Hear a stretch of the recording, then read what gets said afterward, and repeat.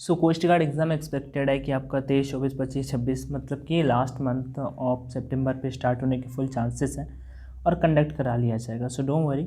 And science class का part number 3 होने वाला है। इससे पहले 2 पार्ट नहीं देखे तो जाकर देख सकते हो। और भी इंग्लिश की प्लेलिस्ट आपको देखने को मिल जाएगी। फिजिक्स की टेलीग्राम चैनल पे आपको इसका PDF देखने को मिल जाएगा। बाकी कोई भी डाउट है तो मुझे कमेंट सेक्शन में बता सकते हो। टेलीग्राम चैनल अपना ऑनलाइन एजुकेशन के नाम से है, जो भी नहीं जुड़े हो डेफिनेटली जुड़ जाना। और जो डाउट बन रहा हो आप वीडियो के कमेंट सेक्शन में मुझे बता सकते हो। क्वेश्चन नंबर फर्स्ट क्या है कि विद्युत उपकरणों में अर्थ का उपयोग होता है। Earth is used in electrical appliances, ठीक है, अप्लायंसेस जिसे आप बोलते हो। क्वेश्चन फर्स्ट का जो राइट आंसर होगा वो ऑप्शन नंबर सी होगा, सुरक्षा के लिए, ठीक है, for safety purpose. Main reason क्या है इसके पीछे का? मेन रीज़न ये है कि आपको जो वोल्टेज होता है ना, वोल्टेज उसे कंट्रोल किया जा सके, वोल्टेज को कंट्रोल किया जा सके, जिससे आपका जो भी इंस्ट्रूमेंट होगा ना वो जलेगा नहीं। सो यही इसका मेन रीज़न है और इसका इस वजह से राइट आंसर क्वेश्चन फर्स्ट का ऑप्शन नंबर सी हो जाएगा। 20 क्वेश्चन है टोटल।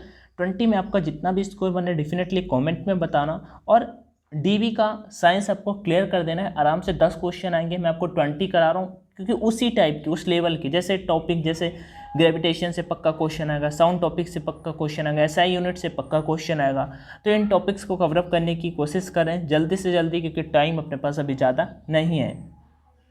क्वेश्चन सेकंड की ओर बढ़ते हैं कि सर्वाधिक विद्युत चालकता वाला तत्व कौन सा है। ये आई थिंक आप सभी जानते होंगे, जिसकी मतलब चालकता होती है सर्वाधिक। इनमें से कौन सा पूछ रहा है? तो जिसकी देखो प्रतिरोधकता, इसकी प्रतिरोधकता तो कम होती है, ठीक है, जिसकी प्रतिरोधकता कम होगी वो सुचालक होता है। लेकिन इससे हमें नहीं मतलब हमें मतलब है कि सर्वाधिक चालकता वाला तत्व कौन सा है।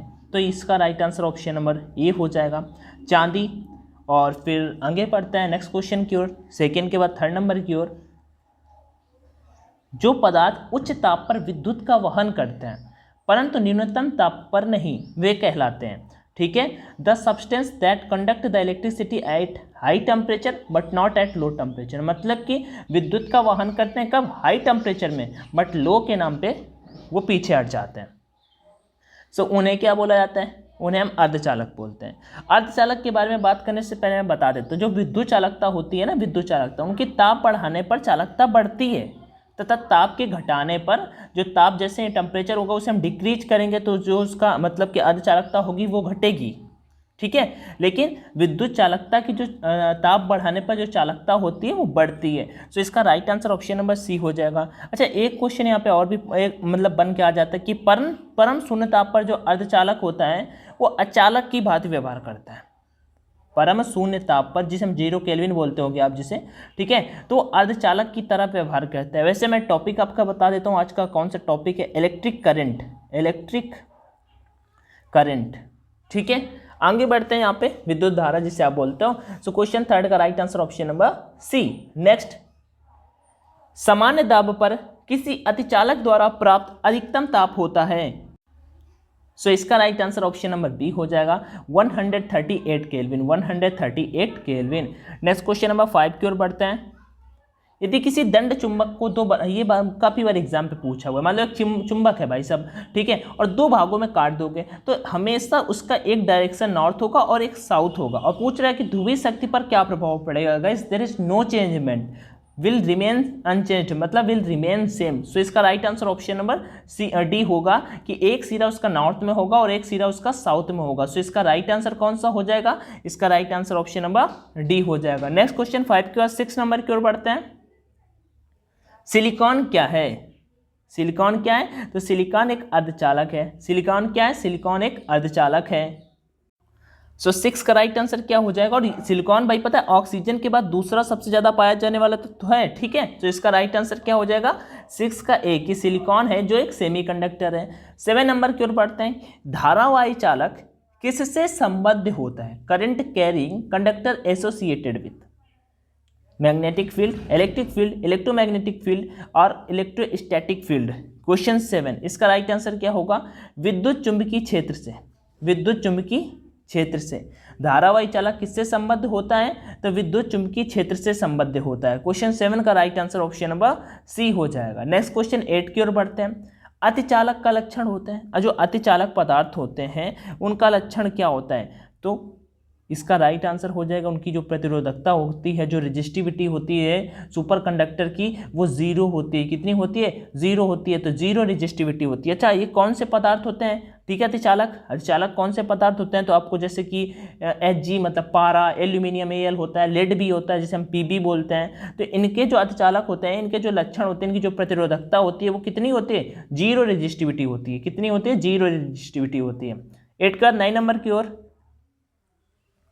वैद्युत आवेश को भंडारित करने के लिए प्रयुक्त उपकरण को कहते हैं। अच्छा, जो आवेश को भंडारण करता है मतलब आवेश को जो स्टोर करता है उसे क्या बोलते हैं? उसे हम बोलते हैं ट्रांसफार्मर। ठीक है, क्वेश्चन 9 का राइट आंसर क्या हो जाएगा? Option number C. अच्छा, यहाँ पे मुझे लग रहा है कुछ एरर है, आप इस क्वेश्चन को मुझे क्लियर करके कमेंट सेक्शन में बताओ। ठीक है, मतलब मैंने सही आंसर नहीं बताया अभी। A B C D जो भी ना हो बताना। ठीक है, ना समझ में आए सिंपल सा मुझे कमेंट में बता देना, मैं आपका जस्ट रिप्लाई कर दूंगा, कोई दिक्कत देने का सीन नहीं है। या फिर अंशु सिंह अपना टेलीग्राम चैट ग्रुप है दूसरा, वहाँ पे आप इसका स्क्रीनशॉट फॉरवर्ड कर सकते हो, मैं आपको क्लियर कर दूंगा। ठीक है, क्वेश्चन 9 का आंसर मुझे कमेंट सेक्शन में चाहिए, क्योंकि फिजिक्स से क्वेश्चन पूछूंगा, एक बायोलॉजी से क्वेश्चन पूछूंगा, टोटल 20 क्वेश्चन है। ओके, नेक्स्ट बढ़ते हैं 10 क्वेश्चन की ओर। निम्नलिखित में सबसे अच्छा रोधक कौन सा है? Which of the following is the best insulator? आप सभी इसे आराम से कर पाओगे, कोई दिक्कत लेने का सीन नहीं है। उसे हम बोलेंगे ग्लास, जिसे कांच बोला जाता है। ठीक है, अच्छा रोधक कौन सा है? कांच, ग्लास। आगे बढ़ते हैं नेक्स्ट क्वेश्चन की ओर।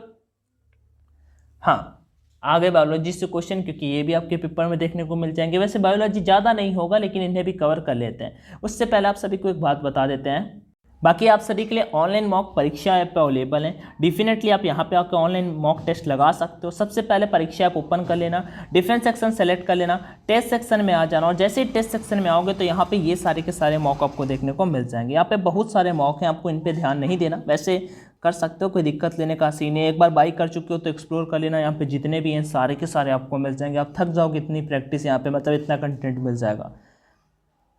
सो कोस्ट गार्ड वाले पे क्लिक करते हैं, जो 15 ये सितंबर स्पेशल जीडी वाला कर सकते हो, या फिर ये वाले भी अच्छे हैं। कोस्ट गार्ड नाविक जीडी पे क्लिक करोगे और यहाँ पे आपको अनलॉक कोर्स पे नीचे ऑप्शन आ जाएगा, इधर इस पे जस्ट क्लिक करना होगा। देन यहाँ पे आपको कोड का ऑप्शन आएगा, अपना कोड ऑनलाइन D50 है, उसे डाल देना और आप अप्लाई कर देना। जैसे ही अप्लाई करोगे, कंटिन्यू एन पे, गूगल पे, फोन पे, पेटीएम जो भी हो आप उससे पेमेंट कर सकते हो। बाकी कोई भी डाउट है तो मुझे कॉमेंट सेक्शन में बता सकते हो। UPI के थ्रू कर सकते हो, पेटीएम बैलेंस जो भी हो आप उससे पेमेंट कर सकते हो।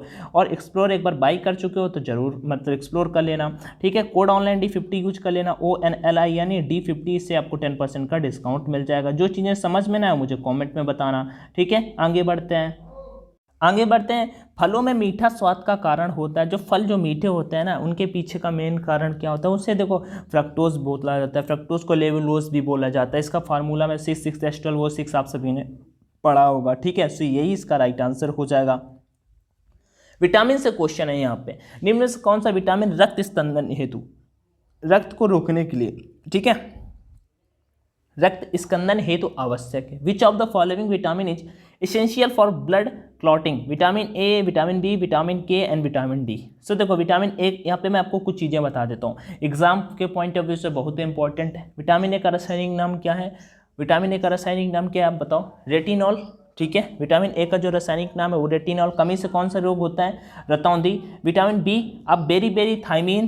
ठीक है, विटामिन B1 का अगर पूछोगे तो साइनोकोबालामिन हो जाता है, एनीमिया होता है। विटामिन के, ठीक है, राइबोफ्लोविन बोला जाता है, I think, I am not sure but I think इसका विटामिन के का ये होता है। ठीक है, सो ये हो जाएगा। नेक्स्ट बढ़ते हैं यहाँ पे, नहीं इसे राइबोफ्लोविन नहीं बोला जाता, इसे फ्लिक्वेनिन बोला जाता है। हाँ ठीक है, अभी याद आया, फ्लिक्वेनिन बोला जाता है विटामिन के का। और विटामिन डी का जो होता है, ठीक है, विटामिन डी का जो होता है उसे हम बोलते हैं यहाँ पे कैल्सिफेरॉल। ठीक है, सो बढ़ते हैं अभी आगे। और विटामिन डी की कमी से रिकेट्स रोग होता है, जो हड्डियां तिरछा मिर्चा हो जाती हैं, तो कहते हैं धूप में बैठो तो भाई विटामिन डी की मात्रा पर्याप्त होगी। इन्हीं में से किसमें विटामिन ए अधिकतम मात्रा में होता है? विटामिन ए सबसे अधिक किसमें होता है? 13 का right answer option number D हो जाएगा। कैरेट में, गाजर में, रतौंधी होता है। ठीक है, धुंधला दिखाई देने लगता है, सो ऐसा कुछ। और इसका रासायनिक नाम मैंने आपको ऑलरेडी बता दिया, रेटिनॉल। और विटामिन से क्वेश्चन लिए हैं क्योंकि ये क्वेश्चन बन के आता है डिशेज से, या बन के आएगा, या ह्यूमन बॉडी से बन के आएगा, या सेल से बन के आएगा, या फिर आपका विटामिन से। भोजन में शरीर को ऊर्जा प्रदान करने वाला अवयव है पानी, विटामिन, क्लोरोफिल या कार्बोहाइड्रेट? राइट आंसर आपको कार्बोहाइड्रेट हो जाएगा। कार्बोहाइड्रेट आपको ऊर्जा प्रदान करता है। भोजन में शरीर को ऊर्जा प्रदान करने वाला अवयव है विच nutrients provide energy for the human body. So right answer option number D हो जाएगा, कार्बोहाइड्रेट। नेक्स्ट क्वेश्चन कर बढ़ते हैं, इनमें कौन सा विटामिन वसा में घुलनशील नहीं है? वसा में घुलनशील नहीं है, तो पहले मैं वसा में घुलनशील बता देता हूँ, आप लिख लेना बी और सी वसा में घुलनशील हैं। तो यहाँ पे इसका राइट आंसर तो डी हो जाएगा, क्योंकि वसा में घुलनशील नहीं है तो बी नहीं है कौन कौन से? बी और सी वसा में घुलनशील हैं, बी और सी वसा में घुलनशील हैं, लेकिन आपके ये तीनों के तीनों नहीं है। अब देखो यहाँ पे एक बात और बता देता हूँ, ए डी ई के ये जो हैं ये वसा में घुलनशील हैं। ए डी ई के विटामिन जो है वो वसा में घुलनशील हैं, जबकि बी और सी जल में घुलनशील है, जबकि बी और सी किस में? जल में घुलनशील है। 60 नंबर, विटामिन B11 का रासायनिक नाम क्या है? विटामिन B11 का रासायनिक नाम क्या है? उसे हम थायमिन बोलते हैं, ठीक है, थायमिन बोलते हैं। नेक्स्ट बढ़ते हैं 17, सोडियम Na का अच्छा स्रोत क्या है? What is the best source for sodium? So that is the right answer, salt, नमक। सोडियम के लिए सबसे अच्छा स्रोत क्या है? तो सबसे अच्छा स्रोत जो सोडियम के लिए है वो है नमक। विटामिन ए की कमी का क्या परिणाम है? विटामिन ए की कमी का क्या परिणाम है? तो विटामिन ए की कमी से कौन सा रोग होता है आपको पता है? 18 का राइट आंसर बी हो जाएगा। नाइट ब्लाइंडनेस जिसे बोला जाता है, रतौंधी जिसे बोलते हो, इसका राइट आंसर हो जाएगा। नेक्स्ट 19 नंबर की ओर, एस्कॉर्बिक अम्ल कहलाता है, एस्कॉर्बिक अम्ल कहलाता है। एस्कॉर्बिक अम्ल विटामिन सी का रासायनिक नाम है, एस्कॉर्बिक अम्ल विटामिन सी का रासायनिक नाम है। आगे बढ़ते हैं, सूर्य के प्रकाश से विटामिन कौन सा? मैंने बोला था ऑलरेडी विटामिन डी, ठीक है, जिसे आप विटामिन डी, ठीक है, सूर्य के हड्डियां जिसे रिकेट्स बोला जाता है, ठीक है, कैल्सीफेरॉल जिसे बोला जाता है, हड्डियां तिरछा मिर्चा हो जाती हैं, रिकेट्स रोग जिसे बोला जाता है, तो सूर्य के प्रकाश से हम ये प्राप्त कर सकते हैं। तो what is vitamin obtain from sunlight? So वो आपका ऑप्शन नंबर डी हो जाएगा, विटामिन डी। बाकी आपके जो भी डाउट आ रहे हो इस सेशन से रिलेटेड मुझे कॉमेंट में बता सकते हो। वैसे मैंने एक ही क्वेश्चन आपसे पूछा और आई थिंक इसका राइट आंसर कैपेसिटर होगा, आप मुझे कॉमेंट में बता सकते हो बी होगा कि सी होगा। बाकी कोई डाउट हो तो जरूर कमेंट में बताना। वीडियो देखने के लिए thank you so much. Online mock लगाओ, वीडियो अपने दोस्तों के साथ में शेयर करो। जय हिंद।